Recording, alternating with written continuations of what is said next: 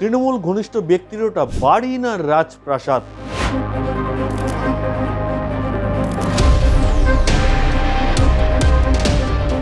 মধ্য হাওড়ার বকলমে তৃণমূল নেতার বাড়ির বেসমেন্টে রাজপ্রাসাদের হদিশ। এই ভিডিওটি ইতিমধ্যেই ভাইরাল হয়েছে সোশ্যাল মিডিয়ায়, যা নিয়ে তীব্র হইচই পড়ে গিয়েছে চারিদিকে। বাড়ির তলায় গোপন সুড়ঙ্গ পেরোলেই সিংহদুয়ার, নেমপ্লেটে লেখা শামীম আহমেদের নাম। দরজা খুললেই ভেতরে এলাহি ব্যবস্থা। গোটা বাড়ির সিসিটিভি মনিটরিং চলছে এই ঘর থেকে। হাওড়ার শিবপুরের তৃণমূল ঘনিষ্ঠ ওই শামীম আহমেদের বাড়ির এই ভিডিও ইতিমধ্যেই ভাইরাল হয়েছে সোশ্যাল মিডিয়ায়। রাজ্যের প্রাক্তন মন্ত্রী অরূপ রায় ঘনিষ্ঠ শামীম আহমেদ ওরফে বরের বাড়িতে তল্লাশি চালাতে গিয়ে পুলিশের চোখ কপালে উঠেছে। বাড়ি না রাজপ্রাসাদ বোঝা মুশকিল।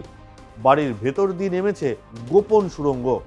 ভোট পরবর্তী পরিস্থিতিতে বিজেপির এক সংখ্যালঘু নেতার ওপর হামলার অভিযোগ ওঠে শামীম আহমেদের বিরুদ্ধে। সেই ঘটনার পর থেকেই শামীমের কোনো খোঁজ নেই। তার খোঁজ করতে গিয়েই বেরিয়ে এলো বাড়ির ভিতরে সেই বিলাসবহুল ছবি। পুলিশ জানিয়েছে শামীমের বাড়ির গ্রাউন্ড ফ্লোরের মেঝে কাঠ দিয়ে তৈরি। তাতেই সন্দেহ হয় পুলিশের। ফ্লোরের পাটাতন সরাতেই চক্ষু চড়ক গাছ পুলিশের। দেখা যায় নিচে নামার একটা সিঁড়ি, সেই সিঁড়ি বেয়ে নিচে নামতেই দেখা যায় বিশাল বেসমেন্ট। সেখানে ঠাসা দামি আসবাবপত্র, দামি ফ্রিজ, এসি, সোফা সহ আরও অনেক কিছু। সেখান থেকে নিয়ন্ত্রিত হতো পুরো বাড়ির সিসিটিভি ক্যামেরা। এমনকি সেখানে একটি গোপন সুড়ঙ্গ ছিল বলেও সূত্রের খবর।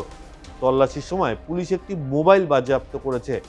আপাতত বাড়িটি সিল করে দেওয়া হয়েছে, তবে সেখান থেকে কোনো বিস্ফোরক বা অস্ত্র উদ্ধার হয়নি। এখন প্রশ্ন হচ্ছে, কে এই শামীম আহমেদ? মধ্য হাওড়ায় কান পাতলেই শোনা যায় শামীম আহমেদ প্রাক্তন মন্ত্রী অরূপ রায়ের অত্যন্ত ঘনিষ্ঠ ছিলেন। একসময় শপিং মলের সামান্য কর্মচারীর চাকরি করা শামীম পরবর্তীতে বকলমে হয়ে যান তৃণমূলের দাপুটে নেতা। মধ্য হাওড়ায় ৩৬ নম্বর ওয়ার্ডের প্রাক্তন কাউন্সিলর শামীমা বানুর স্বামী তিনি। বরের স্ত্রী শামীমা বানু ২০১৩ থেকে ২০১৮ সাল পর্যন্ত হাওড়া পুরসভার ৩৬ নম্বর ওয়ার্ডের কাউন্সিলর ছিলেন। মধ্য হাওড়া বিধানসভার সংখ্যালঘু এলাকায় কেউ কেউ তাকে বলেন ডন।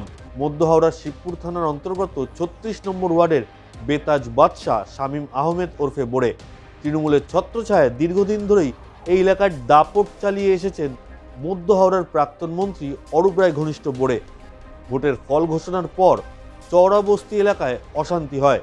গত ৮ই মে চওড়াবস্তি এলাকায় বোমাবাজি ও গুলি চালানোর অভিযোগ ওঠে এই বোরে ও তার দলবলের বিরুদ্ধে। আর সেই ঘটনাতেই ফেরার প্রাক্তন মন্ত্রী অরূপ রায় ঘনিষ্ঠ এই শামীম আহমেদ ওরফে বোরে। এই প্রথমবার শামীমের বিরুদ্ধে অভিযোগ উঠল তা কিন্তু নয়, আগেও তার বিরুদ্ধে অভিযোগ উঠেছে।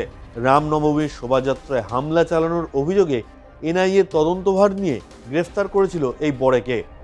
এদিকে এই ঘটনা সামনে আসতেই শামীম আহমেদের সঙ্গে দূরত্ব তৈরি করার চেষ্টা রাজ্যের প্রাক্তন মন্ত্রী অরূপ রায়ের।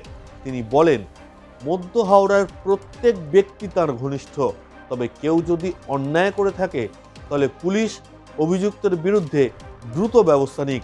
আইন আইনের পথে চলবে। তৃণমূল কংগ্রেসের কেউ এই বিষয়ে নাক গলাবে না বলেও বড় দাবি করেছেন রাজ্যের প্রাক্তন মন্ত্রী অরূপ রায়। আমার ঘনিষ্ঠ মধ্য হাওড়ার সমস্ত মানুষ, সাধারণ মানুষ, সমস্ত কর্মীরা আমার ঘনিষ্ঠ। সুতরাং কেউ পার্টিকুলারলি আমার ঘনিষ্ঠ এটা বললে ঠিক নয়। ১ নম্বর। নাম্বার 2 হচ্ছে, যদি কেউ অন্যায় করে থাকে, আইন যদি হাতে নিয়ে থাকে, police will take its own course, police will take action. তার বিরুদ্ধে পুলিশ ব্যবস্থা নেয় যতদূর।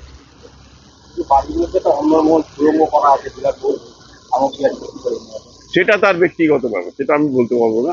সেটা কি হয়েছে না হয়েছে আমি দেখিও না, জানিও না। যদি পুলিশ কোনো অন্যায় দেখে থাকে, পুলিশ যদি কোনো ক্রাইম করে থাকে, সেই যদি ক্রাইম করে থাকে, police will take its own course, police will take necessary action against him. আমার কিচ্ছু বলার নেই। আইনের পথে চলবে। পুলিশ আইনের মতো আইন অনুযায়ী ব্যবস্থা নেবে এবং এখানে আমাদের কেউ ইন্টারফেয়ার করবে না। তবে অরূপ রায় যতই দূরত্ব তৈরির চেষ্টা করুন, পুরনো ছবি দেখিয়ে বোরে যে তার অত্যন্ত ঘনিষ্ঠ সেই দাবি করছেন স্থানীয় বিজেপি নেতৃত্বরা। এদিকে রাজ্যের মন্ত্রী দিলীপ ঘোষ বলেন, গুহা সুড়ঙ্গ আরও অনেক কিছুই বেরোবে, টাকার পাহাড়ও বেরোবে। শিবপুরের বিধায়ক রুদ্রনীল ঘোষ বলেন, 500 বছরের পুরনো শহরের এই অরূপ রায়টাই নষ্ট করে দিয়েছেন। জমি প্রমোটিং, লুট, মাদক ব্যবসার মতো অভিযোগ উঠেছে এই শহরে। সবটাই অপারেটেড করার মাস্টার মাইন্ড অরূপ রায়।